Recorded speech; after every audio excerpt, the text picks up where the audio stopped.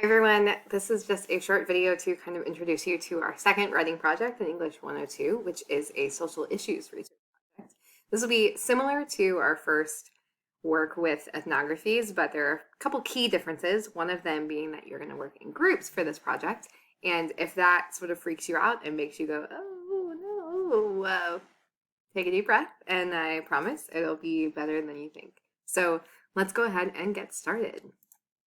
Before we start thinking about our second writing project, what I want you all to do is take a minute to kind of reflect on the first one and ask yourself what you might do differently going forward.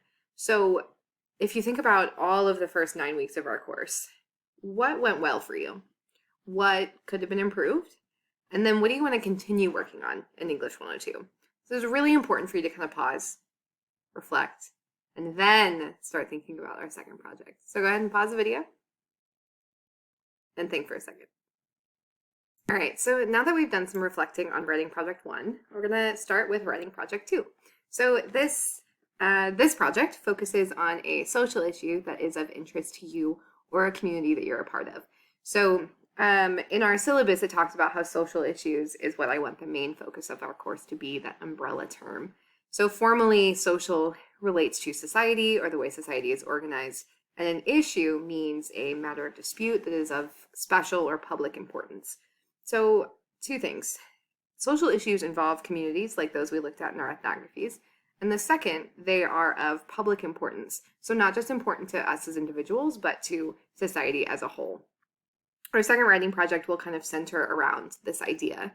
So the overall goals of this project are to create synthesis, which is like the conversation of sources that we worked on in writing project 1, but then also to analyze that synthesis and propose a call to action.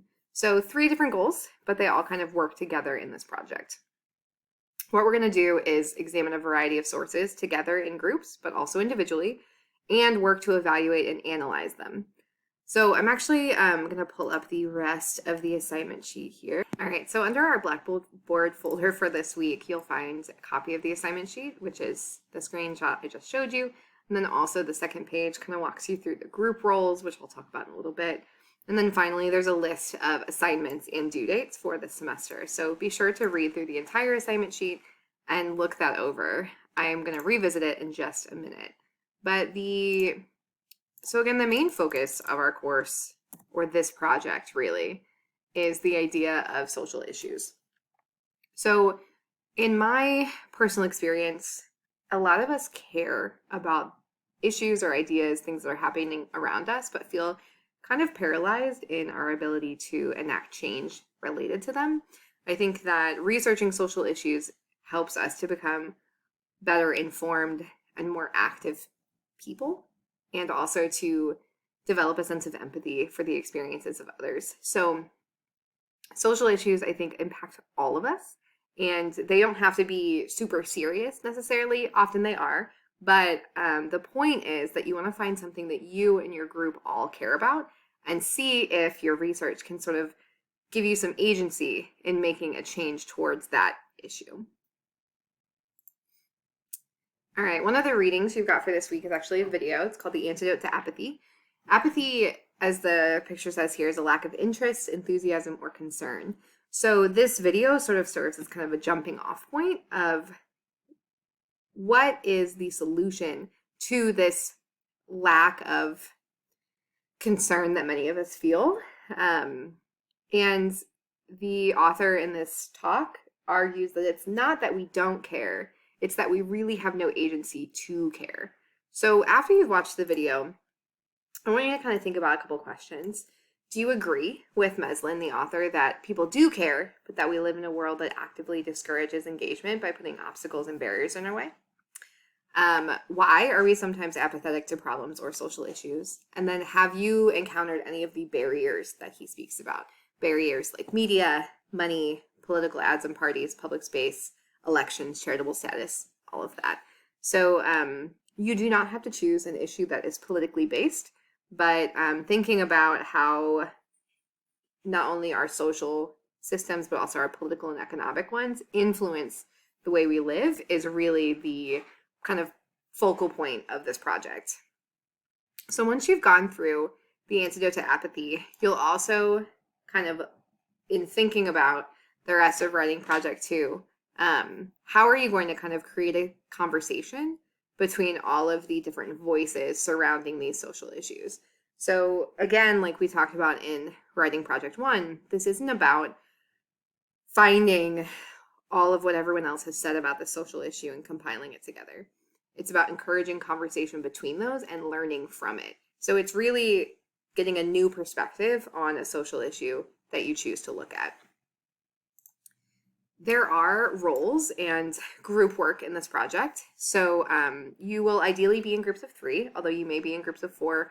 That has happened occasionally. And if that's the case, then you will have 2 archivists in your group. So the group roles, these are your choice. You can be a facilitator, who is essentially your group leader. They're the person that keeps everyone on task. They might communicate with me if there's problems. They provide that leadership role. If you don't feel like you are that person, that's okay. A reporter is someone who kind of tracks who's doing what week to week and helps with the group log, which is part of your assignments for the project. Then the other position is an archivist. So this person takes a little more of a backseat to the leadership portion and the group blog, for example, but they're instrumental in helping with the larger drafts and the sort of group pieces of this project. So if group work is something that intimidates you, first of all, I understand, I empathize. I have worked with some really great groups in my academic career and some really terrible ones. But I have designed this project in such a way that no one person is responsible for more of the work than others.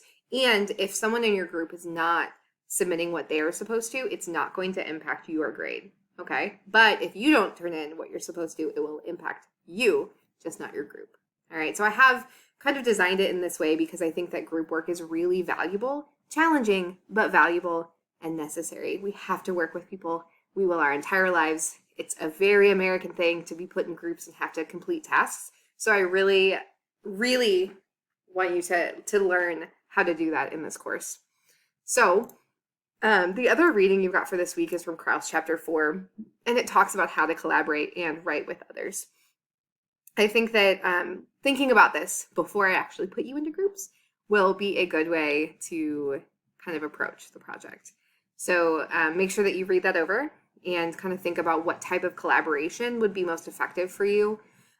Which of this advice do you think will be useful? And then how might we involve peer review in this process? All right, so there is a group example of writing project number 2 in your Blackboard folder this week. So you can look this over as a great example. Maybe think about how this is similar to our ethnography, is a little different. And then what do you notice about the group versus the individual aspects of the paper? That way you'll understand sort of what the group role is and your individual part of that. In our discussion board for this week, I want you guys to kind of think about what are some possible topics that you are interested in and what are social issues that the community, either maybe you focused on in writing project 1 or a different one. What are some social issues that you might be interested in working with? So before I let you go, I do want to pull up that assignment sheet and talk about the individual assignments for the project. So just like our writing project 1, you will have a discussion board every week. These are individual, just as they have been. They're due every Thursday, responses every Sunday. You get the idea. There will be a group blog, which is a post from your group that you'll send to me every week on Blackboard, kind of telling me where your group is and what you did that week. So you will be required to meet once a week together, either via Microsoft Teams. You can meet in person if you guys are all in person at the same time. But usually I will set these groups up in Microsoft Teams and you'll use that to kind of coordinate together, and I'll also have access to your group in case any problems come up. But at the end of each week, one person in your group will just give me an update. So remember, the reporter is kind of responsible of taking notes and helping with that group blog, but you will each have a week where you submit it. You will have a research proposal that is due April 10th, and that will be very similar to writing project 1. You also have an annotated bibliography, very similar to writing project 1. There is a different assignment this project called source categorizing. And this is individual. It's going to be due later next month, but it's essentially an activity where you'll take all of the sources that you found individually and sort of chart them out to see what kind of gaps you have and where you might add more. And then finally, these projects will culminate in both a presentation and a research essay. The presentation is actually the PowerPoint representation. It's kind of a visual of your project, and that's going to be shared on a website that you can see other people's projects and kind of see what other people have done. And then, I guess this is a writing course, we will end with a final research essay. So this will be both individual and group. So keep in mind there are several due dates for that assignment, and we'll go through it step by step. All right, so next week we will work on the groups and the research proposals for this project. But in the meantime, I just want you to kind of get comfortable with some ideas, throw some ideas around, and once I see sort of which role might be best for you, then I'll start putting our groups together. All right, so I'm excited to see how we do, and I will talk to you guys soon.